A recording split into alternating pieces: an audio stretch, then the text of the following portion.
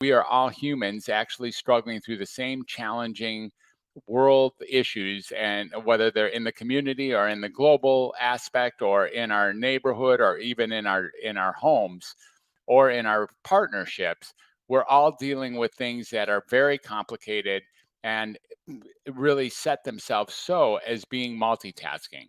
For instance, even right now, I'm in this particular live, but I have about two or three other places that I'm booked to be in, even right now, that are on my mind. Like I could be there, or I should be there, or why am I where I am in any given moment? What am I doing that is actually moving the needle forward? And I can get a sense of overwhelm, and I'm sure all of you can relate to that.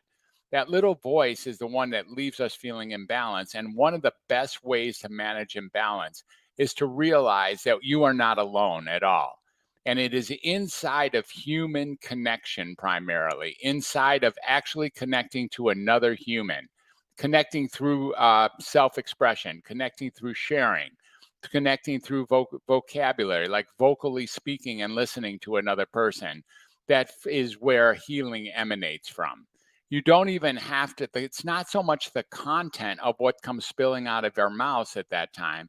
It's the idea that someone is there who can understand, who can actually resonate harmonically with our experience. Have you ever noticed that when you have someone like that in your world at any given moment who can understand even the sense of overwhelm, which isn't very real, by the way, it's just what our mind says, that's too much, we're spilling over. It's a real experience, but it's one that we filter and we create for ourselves. So it is in the sharing and the connection and the resonating with another human that healing takes place. So, how do I suggest dealing with that little voice in your head? Number one, the most important thing is to get that maybe, just maybe, there's nothing wrong with you at all.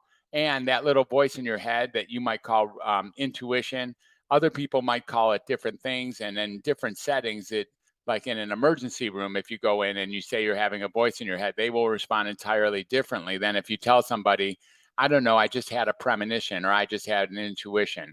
It's the same voice, it just comes out in a different context and therefore gets dealt with by the people around us using different techniques and different strategy management styles. So the best thing to tell yourself is A, there's nothing wrong with me.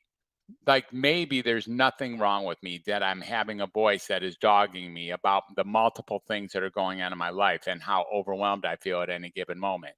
And then B, the second thing is seek out sharing yourself with another person, actually sharing yourself through any kind of form of self expression. One of the best ways to share ourselves that we don't always take into consideration, that it sounds like it's maybe surrendering, but in fact works tremendously to decrease the impact of this experience, is to actually be of service.